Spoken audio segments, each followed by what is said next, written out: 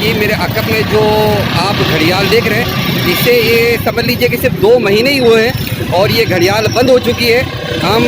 ہزاروں روپے خرچ کرتے ہیں اور یہ چیزیں بناتے ہیں، لیکن ان کی پائیداری کیسی ہوتی ہے اور ان کا حفاظت کس طرح کی جاتی ہے، اس کا اندازہ اس طرح لگا سکتے ہیں کہ اہم شاہراہ پر یہ 2 مہینے پہلے لگائی گئی تھی اور اس وقت یہ صورتحال ہے کہ یہ بالکل خراب ہو چکی ہے، اور جو صورتحال ہے وہ بھی آپ کے سامنے وہ دیکھ بھی سکتے ہیں ہم۔ Lal Shahbaz Qalandar flyover, Shahbaz building, Thandi Sarak, mayor Hyderabad کا آفس، اور بالکل اس کے وسط میں یہ خوبصورت سا مونومنٹ، بڑی سی گھڑی جو ابھی چند ماہ پہلے بلدیہ اعلیٰ حیدرآباد نے حیدرآباد کی بیوٹیفیکیشن کے حوالے سے یہاں بنایا۔ وقت کا بھی سلسلہ شروع ہوا، لیکن صرف 2 ماہ کے اندر ہی اس گھڑی نے وقت بتانا ختم کر دیا ہے۔ اب یہاں پر مٹی کی تہ جمنا شروع ہو گئی ہے، کیونکہ اسے بالکل بھی صحیح طریقے سے کور نہیں کیا گیا ہے۔ اگر اس نے وقت بتانا ختم کر دیا ہے تو کچھ دنوں بعد ہی کوئی اس کی سوئیاں اکھیڑ کر لے جائے گا،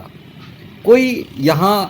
بنے ہوئے عدد یا اس کا کارپیٹ اکھاڑ کے لے جائے گا، اور وہ چیز جو ایک ذرے کثیر کے ساتھ یہاں بنائی گئی تھی ایسے ہی اس طرح ضائع ہو جائے گی۔ انتظامیہ کو اس بات کا ضرور نوٹس لینا چاہیے، کم سے کم 2-4 سال تو اس جگہ پر یہ ضرور چلے۔ وائس آف حیدرآباد سے محمد عمران۔